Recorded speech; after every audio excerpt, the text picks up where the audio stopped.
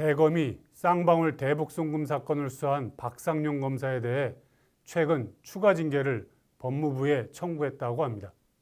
박 검사가 업무 시간에 21회에 걸쳐 페이스북에 글을 올렸고 상부에 서면 보고 없이 구두 보고만 하고 지난 4월 국민의힘 청문회에 참석한 것이 징계 사유라고 합니다.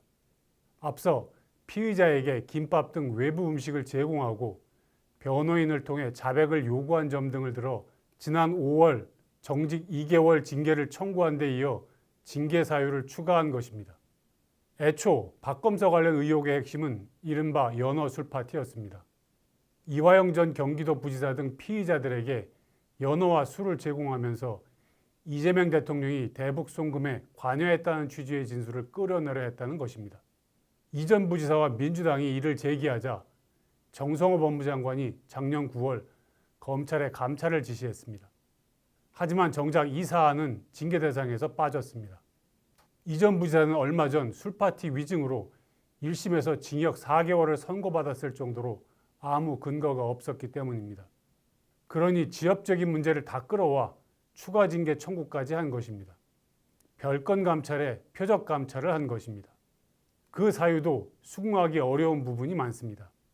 지난해 초 문영배 헌법재판소장 권한대행이 업무 시간에 독후감 80여 편을 블로그에 올린 일이 알려져 논란이 됐던 적이 있습니다.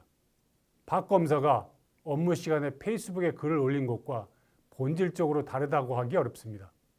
그런데 문 대행에 대해선 징계라는 말조차 나오지 않았습니다. 친여성향인 임은정 검사장이 지난해 시민단체와 여권 의원들이 주최한 검찰개혁 공청회에 참석한 것과 박 검사가 국민의힘 주최 청문회에 참석한 것도 비슷합니다. 그런데 박 검사만 징계하겠다고 하면 누가 납득하겠습니까? 법무부는 박 검사에 대한 검찰의 감찰 결과가 나오기도 전인 지난 4월 그의 직무를 정지했습니다. 민주당은 이 사건에 대한 국정조사까지 했고 의원들은 당장 박상용을 구속수사하라고 했습니다. 검사 한 명을 징계하고 대북 송금 사건 수사에 흠집을 내려고 정권 전체가 나선 것입니다.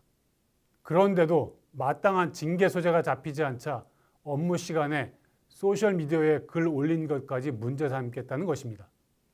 참으로 치졸한 정권입니다.